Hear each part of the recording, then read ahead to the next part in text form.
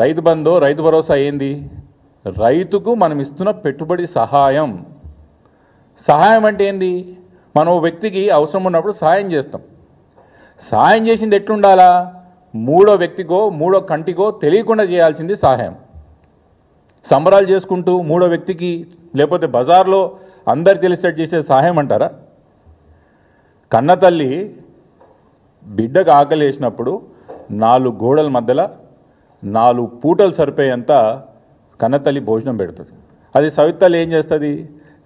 నలుగురికి తెలిసేటట్టు బజార్లో భోజనం పెడుతుంది పిల్లలకి. ఎందుకు తెలవాలి కదా సవితల్లికి, నేను బాగానే చూసుకుంటున్నా పిల్లలని. కన్నతల్లికి ఆ బాధ ఉండదు. కన్నతల్లికి బిడ్డ కడుపు నిండిందా లేదా అని చూస్తుంది. సవిత తల్లి నలుగురు చూస్తుండ్రా లేదా అని చూసి పెడుతుంది. ఈరోజు కేసీఆర్ గారికి రేవంత్ రెడ్డి గారికి తేడా కన్నతల్లి సవిత తల్లి లాగానే ఉన్నది.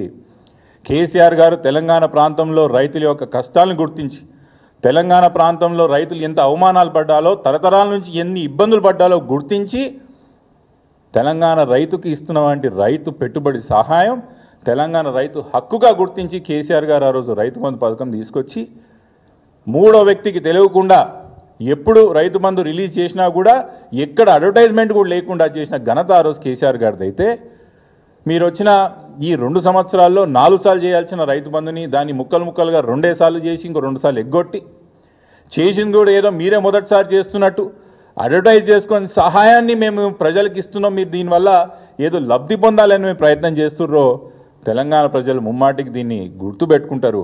మీరు ఏదైతే కోరిక ఉన్నదో మీకు